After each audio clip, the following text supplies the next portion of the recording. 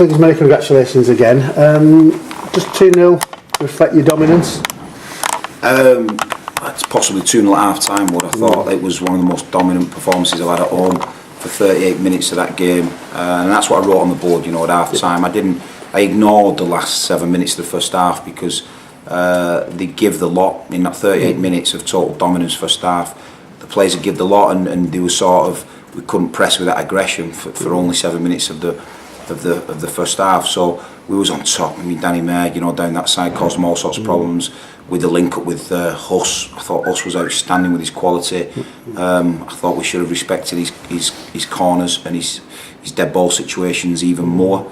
And Craig Jones looked effective on the right hand side. So we got the ball out wide, and I think we hurt him from every part of the pitch conceivable. Whether it was in behind, whether it was into feet, whether it was the centre halves, the quarterbacks working with the diagonals.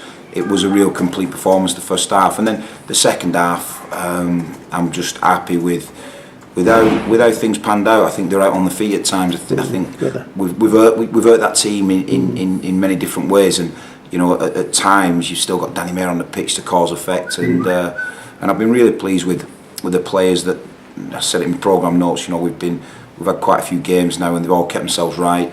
They've committed to them, and then you can come on and have a big say in what goes on. You win games with 14 men. I've always had that mantra as a manager, and you've got to utilise your subs quite well. And the lads that have been out of the team, they've been fantastic to work with. I mean, they're all on the chance, really. It was a great save from Jens. It was during that 7-minute period, wasn't it, in the entire game? Yeah, that 7 minutes. I have got to put that down to fatigue. We were so aggressive, we were so dominant, we were so on the front foot. I think they just needed a breath to take a breath. But like any team in this league, they've got danger men, and certainly Circum is a top player. So you've got to be careful when you're having so much dominance that you don't trip yourself up, and we didn't, because it's another clean sheet. It's another. It's another clean sheet which the lads are absolutely buzzing about. Well, it seems clean sheets are almost regular now, aren't they? Yeah, and not taking them for granted, man. No, people, there's a lot of work that goes into that. The work that Futch does on the training ground with a back four or back three, and I've said that there was a standing ovation after the game for Vaselli, because the players realised, it was quite emotional if I'm being honest, that the players realised what he's done, and to be part of so many clean sheets, whether a three or a back four, he's been a big part of that. So I want to really publicly thank Voss for the time he's shared here.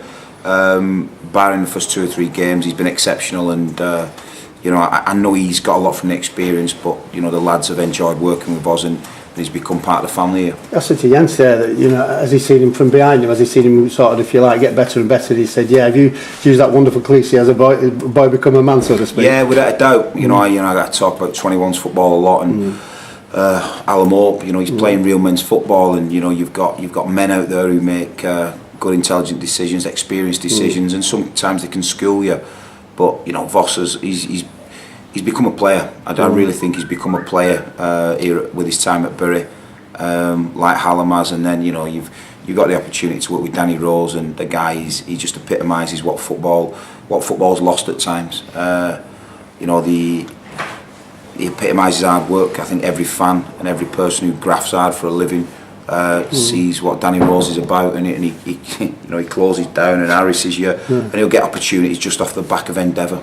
Yeah, he's a nightmare, isn't he, really? He tries to control it with his face, anything. He's piled in. He's just a winner. Fearless, isn't he? Fearless. He's a born winner, and he's got so much aggression, but it's controlled aggression, and he'll cause teams problems. There's no worse opponent after 20 minutes when you're out on your feet to come on the pitch when Danny Rose comes on the pitch. So it's a real squad effort today, and I'm delighted for the squad. Mentioning Freddie, just come back to Freddie, how much does it help Bury Football Club? He's going to go back a far better player, possibly, hopefully.